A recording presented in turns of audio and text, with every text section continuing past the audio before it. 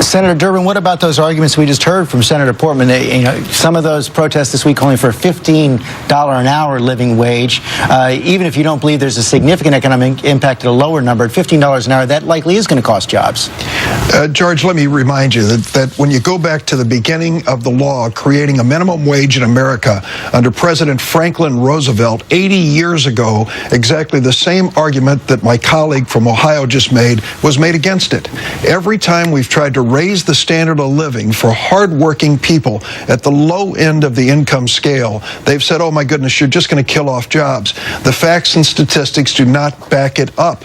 Here's what we've got to really accept. It isn't just the minimum wage. It's making sure through the Affordable Care Act that working Americans have access to affordable health insurance, which the other party, I'm afraid, is totally opposed to, and they should be for. It's the Earned Income Tax Credit that was created under President Ronald Reagan, a Republican. We've got to make sure that that keeps up with the needs of working Americans. This used to be a bipartisan consensus. We've got to get back to that day, or the working folks across America are going to fall further and further behind. Well, let's